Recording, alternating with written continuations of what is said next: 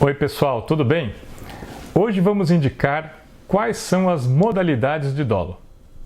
Existem várias formas diferentes de conduta que podem ser classificadas como dolosas. As modalidades de dolo são os grupos em que cada uma dessas diferentes formas de conduta são classificadas. Uma primeira divisão geral classifica o dolo nas modalidades direta e indireta. A modalidade indireta também é denominada como eventual. E a modalidade direta ainda é subdividida em outras duas formas, denominadas como de primeiro e segundo grau. O dolo direto de primeiro grau é a modalidade em que são classificadas as condutas nas quais os elementos do dolo são mais evidentes. São os casos em que o sujeito realiza a conduta com a consciência das circunstâncias do fato e tem a finalidade de realizar o fato típico. É o exemplo de quem tem a intenção de matar alguém e utiliza uma arma com o propósito de matar a pessoa visada. Essa é a modalidade dolosa em que as características da conduta são mais diferenciadas em relação à conduta imprudente. Isso porque, no conteúdo cognitivo da conduta, o sujeito sabe o que está fazendo, e no conteúdo volitivo, ele quer realizar a conduta para obter o resultado.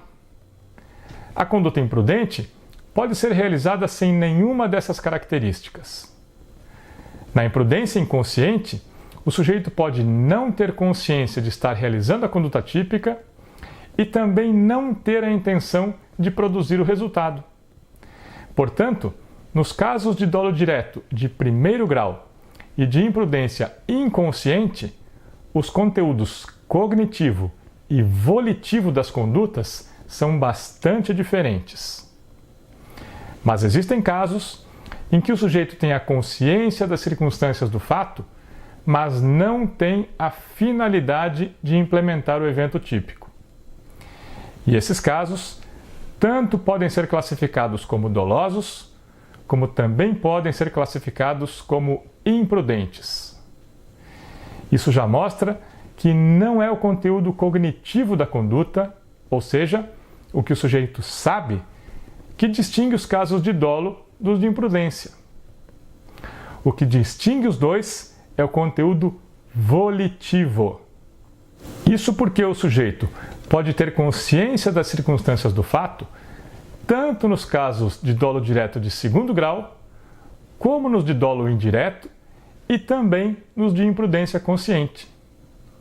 O que distingue esses casos é o conteúdo volitivo da conduta, a atitude da pessoa diante dessa situação.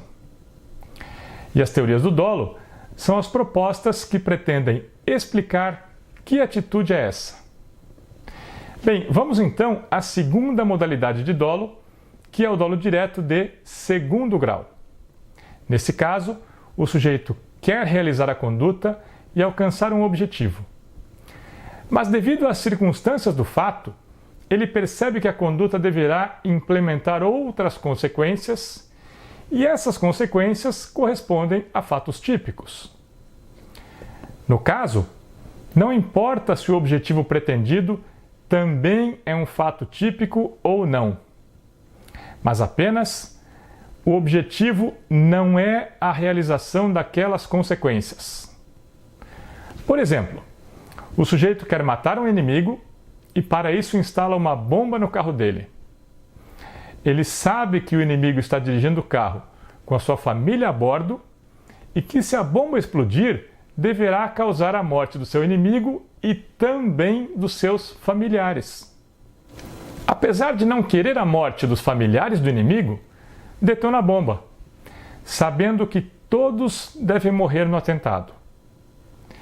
No caso, ele tem a intenção de matar o inimigo e é indiferente à morte dos seus familiares.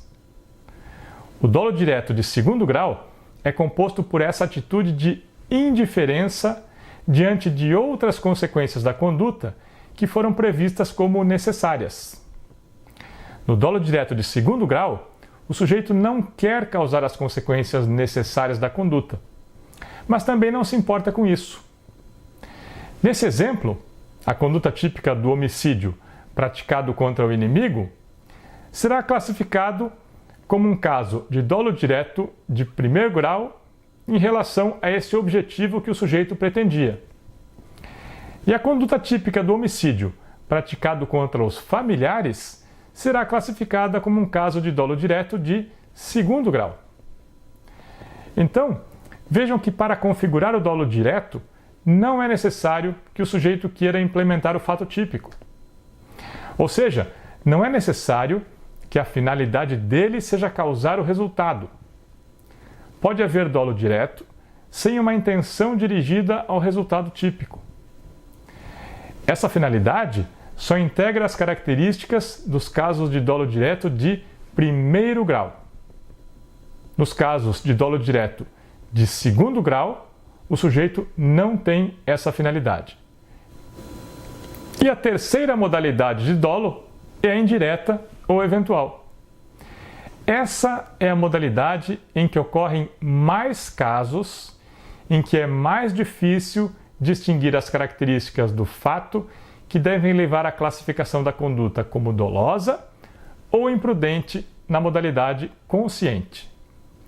Isso porque, nos dois casos, o sujeito pode ter consciência das mesmas circunstâncias do fato. Então, o conteúdo cognitivo suficiente para que a conduta seja classificada como dolosa ou imprudente, na forma consciente, é o mesmo. O que vai distinguir os dois casos é a atitude do sujeito diante da possibilidade de realização do fato típico. E a definição do que seja essa atitude é exatamente o objeto das teorias do dolo. Por isso, eu vou analisar essa modalidade de dolo de forma mais detalhada nos próximos episódios, à medida em que formos tratando das teorias do dolo. Até aqui, o que importa saber é quais são as três modalidades de dolo e saber que o conteúdo cognitivo da conduta, ou seja, o que o sujeito sabe, não é suficiente para distinguir os casos dolosos dos imprudentes. O sujeito pode ter consciência das mesmas circunstâncias de fato, tanto em condutas dolosas como nas imprudentes.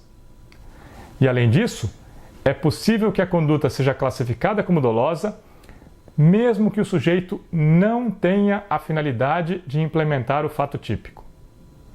Então, o conteúdo volitivo do dolo não se restringe à finalidade. Quando eu comentar as teorias do dolo, eu vou explicar por que eu fiz essas afirmações e também vou comentar algumas propostas diferentes para vocês poderem avaliar o que eu estou afirmando.